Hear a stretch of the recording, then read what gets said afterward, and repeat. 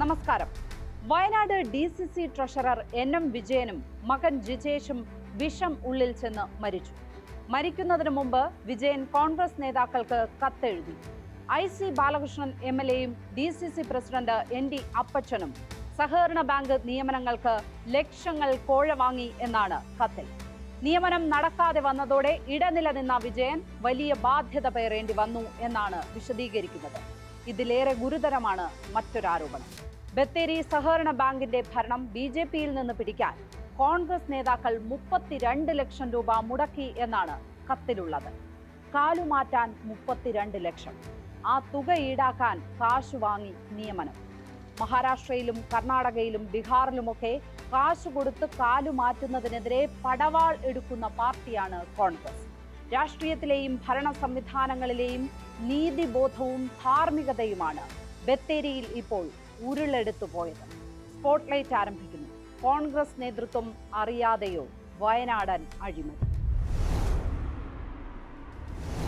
NM Vijayan എഴുതിയ കത്തുകളിൽ ഒരു കാര്യം പറയുന്നുണ്ട്. ബത്തേരി ബാങ്കിലെ ഭരണം BJPയിൽ നിന്ന് പിടിക്കാൻ കോൺഗ്രസ് തീരുമാനിച്ചു. അതിനായി 32 ലക്ഷം രൂപ മുടക്കി. ഈ തുക കണ്ടെത്തിയത് വിചിത്ര മാർഗത്തിലൂടെയാണ്. ഭരണം ലഭിക്കുമെന്നും അപ്പോൾ നിയമനം നൽകാം എന്നും ഉദ്യോഗാർത്ഥികൾക്ക് വാഗ്ദാനം നൽകി. അങ്ങനെ മുടക്കുന്ന പണം ഭരണസമിതി അംഗങ്ങളെ വിലയ്ക്ക് വാങ്ങാൻ ഉപയോഗിച്ചു എന്നാണ് കത്തിൽ. എന്നാൽ ആ നീക്കവും മറികടന്ന് BJP തന്നെ ഭരണം പിടിച്ചു. ഇതോടെ ഉദ്യോഗാർത്ഥികൾക്ക് പണം തിരികെ നൽകേണ്ട സ്ഥിതി വന്നു. അതിനായി അതേ ബാങ്കിൽ സ്വന്തം സ്ഥലം ഈടുവച്ച് 32 ലക്ഷം രൂപ വായ്പ എടുത്തു. പണം തിരികെ അടയ്ക്കാം എന്ന നേതാക്കളുടെ ഉറപ്പിലാണ് അത് ചെയ്തത് എന്നും കുടുംബം പറയുന്നു. എന്നാൽ വായ്പ പലിശ കൂടി ചേർന്ന് 65 ലക്ഷം രൂപയായി. തിരിച്ചടയ്ക്കാൻ കഴിഞ്ഞില്ല എന്നാണ് വിജയൻ പറയുന്നത്. ഈ വിവരം പറയുമ്പോൾ കോൺഗ്രസ് നേതാക്കൾ നടത്തുന്ന പ്രതികരണത്തിനെല്ലാം ഒരേ സ്വഭാവമാണ്. നിയമനം നൽകാൻ പണം പിരിച്ച് സ്വന്തം സ്ഥലം ആരെങ്കിലും ഈട് നൽകുമോ എന്നാണ് ആ ചോദ്യം. പക്ഷേ ഇന്നാട്ടിൽ നടക്കുന്ന കാര്യങ്ങളൊക്കെ അറിയുന്ന പൊതുജനത്തിന് ആ സംശയമില്ല. സഹകരണ ബാങ്കുകളിലെയും പൊതുമേഖലാ സ്ഥാപനങ്ങളിലെയും ഒക്കെ നിയമനത്തിന്റെ പേരിൽ ലക്ഷങ്ങൾ കൊടുക്കുന്നതും വാങ്ങുന്നതും നാട്ടുകാർ അറിയുന്നതാണ്. ആ പണം കൊടുക്കാൻ വീട് ഈട് വയ്ക്കുന്നവരെ ദിവസവും എന്നതുപോലെ കാണുന്നതാണ്. സഹകരണ സംഘങ്ങളിൽ ജോലി കിട്ടാൻ അതേ സംഘത്തിൽ ഈടുവച്ച് വായ്പ എടുക്കുന്നവരുണ്ട്. ആ വായ്പ പാസാക്കുന്ന ഭരണസമിതി അംഗങ്ങൾ തന്നെ തുക വീതിച്ചെടുക്കുന്നു. ഇതിന്റെ പ്രത്യാഘാതമായി മാസം തോറും ശമ്പളത്തിൽ നല്ലൊരു പങ്ക് അതേ ബാങ്ക് തന്നെ പിടിക്കുന്നു. പക്ഷേ ഇവിടെ ഒരു വ്യത്യാസം ഉണ്ടായി. കോഴ കൊടുത്തത് രേഖാമൂലമായിരുന്നു. വിജയന് വ്യക്തിപരമായി വലിയ ബാധ്യതയുണ്ട് എന്നായിരുന്നു ആദ്യഘട്ടത്തിൽ അന്വേഷണ ഉദ്യോഗസ്ഥർ കണ്ടെത്തിയ വിവരം. ആ ബാധ്യത എങ്ങനെ വന്നു എന്ന് വിജയൻ വിശദീകരിക്കുകയാണ് മരണമൊഴി എന്നൊക്കെ പറയാവുന്ന കത്തുകളിൽ. അതിന് തെളിവായി ചില കരാറുകളുടെ രേഖകളും പിന്നീട് പുറത്തു വന്നു. ബാങ്കിൽ നിയമനം നൽകാം എന്ന് കാണിച്ച് പണം വാങ്ങിയപ്പോൾ MLAയുടെ സാന്നിധ്യത്തിൽ ഉണ്ടാക്കിയതായി പറയുന്നതാണ് കരാർ. ഈ ഉടമ്പടിയാണ് നാട്ടുനടപ്പില്ലാതെ സംഭവിച്ചത്. ഇങ്ങനെ പണം വാങ്ങിയവർ നിയമനം നൽകാൻ കഴിയാതെ വരുമ്പോൾ കൈയൊഴിയുന്നതാണ് പതിവ് രീതി. വീടിന് മുന്നിൽ വന്ന് ആത്മഹത്യാ ഭീഷണി മുഴക്കിയാൽ പോലും അവരുടെ മനസ്സിലാകാറില്ല. നിൽക്കക്കള്ളിയില്ലാതെ വന്നാൽ ചിലർ നാടുവിടുന്നതും പതിവാണ്. ആത്മഹത്യകളും അപൂർവമായെങ്കിലും സംഭവിച്ചിട്ടുണ്ട്. എന്നാൽ ഇത്രയേറെ രേഖകളും തെളിവുകളുമായി നേതാക്കളെ പ്രതി ചേർക്കുന്ന ആത്മഹത്യ ഉണ്ടായിട്ടില്ല. DCC ട്രഷറർ വിജയന് മറ്റ് ബാധ്യതകൾ ഉണ്ടായിരുന്നോ എന്നത് പോലും ഇവിടെ പ്രസക്തമല്ല. DCC പ്രസിഡന്റ് KL പൗലോസിന്റെ അറിവോടെയാണ് ബാങ്ക് ഭരണം പിടിക്കാൻ നീക്കം നടത്തിയത് എന്നാണ് പറയുന്നത്. വാങ്ങിയ തുക അതേ ബാങ്കിൽ നിന്ന് വായ്പ എടുത്ത് തിരികെ നൽകി. DCC ട്രഷറർ എന്ന നിലയിലാണ് ബാധ്യത വന്നത് എന്നും വിജയൻ എഴുതിയ കത്തുകളിലുണ്ട്.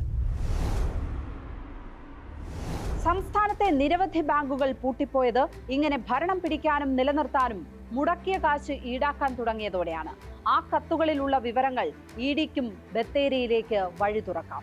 CPIMന്റെ മുൻ മന്ത്രിയും MLAയുമായ AC മൊയ്തീനെ വളഞ്ഞിട്ടതുപോലെ IC ബാലകൃഷ്ണനും ഉത്തരം പറയാൻ ഇരുന്നു കൊടുക്കേണ്ടി വരാം. തദ്ദേശ സ്വയംഭരണ തെരഞ്ഞെടുപ്പ് അടുക്കുമ്പോൾ അങ്ങനെ സംഭവിച്ചാൽ അത് കോൺഗ്രസിനുണ്ടാക്കുന്ന ക്ഷീണം നിസ്സാരമല്ല.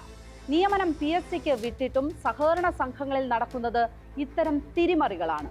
കോഴിക്കോട് MP MK രാഘവനെതിരെയും പട നയിച്ചത് സ്വന്തം പാർട്ടിക്കാരാണ്.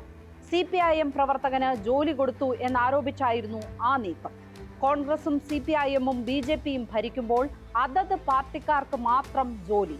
ഇത്രയും പ്രതിലോമകരമായ സംവിധാനമാണ് സഹകരണ സംഘങ്ങൾ എന്ന് ആരോപിച്ചാണ് ED-യും CBI-യും വട്ടമിട്ട് നടക്കുന്നത്.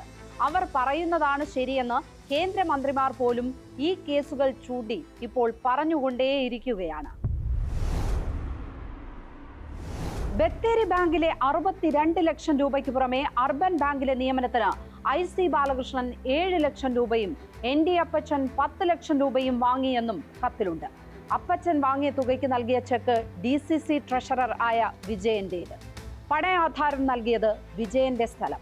മുമ്പൊക്കെ നേതാക്കൾ പറഞ്ഞാൽ വിശ്വസിച്ച് ജനം കൈക്കൂലി കൊടുക്കുമായിരുന്നു. ഇപ്പോൾ പണം കൊടുക്കുന്നവർ വീഡിയോ പിടിക്കുകയും കരാർ ഉണ്ടാക്കുകയും ഈടായി ചെക്ക് വാങ്ങുകയും ചെയ്യും. പടി കൊടുത്താൽ കാശു കയ്യിലിരിക്കും എന്നതിനാൽ നേതാക്കൾ വഴങ്ങും. സഹകരണ സംഘങ്ങൾ കേന്ദ്രീകരിച്ച് നടക്കുന്ന വായ്പാ തിരിമറിയേക്കാൾ മാനങ്ങളുള്ളതാണ് നിയമന കോഴകൾ. കാശു കൊടുക്കാതെ പണി കിട്ടില്ല എന്ന സ്ഥിതി എല്ലായിടത്തും സൃഷ്ടിച്ചു എന്നത് ഒന്നാമത്തെ പാർശ്വഫലം. പഠിച്ചിറങ്ങിയവർ കിടപ്പാടം ഈടുവച്ചാണെങ്കിലും പണം കണ്ടെത്തണം എന്നത് നാട്ടുനടപ്പായി എന്നതാണ് രണ്ടാമത്തെ ദൂഷ്യം.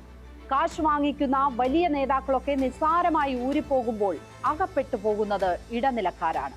വിജയന്റെ ബാധ്യതകൾ മറ്റേത് വഴിക്ക് വന്നതാണെങ്കിലും നിയമനക്കോഴ നടന്നെങ്കിൽ അത് അതീവ ഗുരുതര പ്രശ്നമാണ്. DCC നേതാക്കളും MLA-യും മാത്രമല്ല, സംസ്ഥാന നേതാക്കളും മറുപടി പറയേണ്ടി വരും. രാഹുൽ ഗാന്ധിയും പ്രിയങ്കയും മത്സരിച്ച ഇടം എന്ന നിലയിൽ ദേശീയ നേതൃത്വത്തെ വരെ വിഷയം പ്രതിക്കൂട്ടിൽ നിർത്തുന്നുണ്ട്. സ്പോട്ട്ലൈറ്റ് ഇനി മറ്റൊരു വിഷയവുമായി നാളെ. നമസ്കാരം.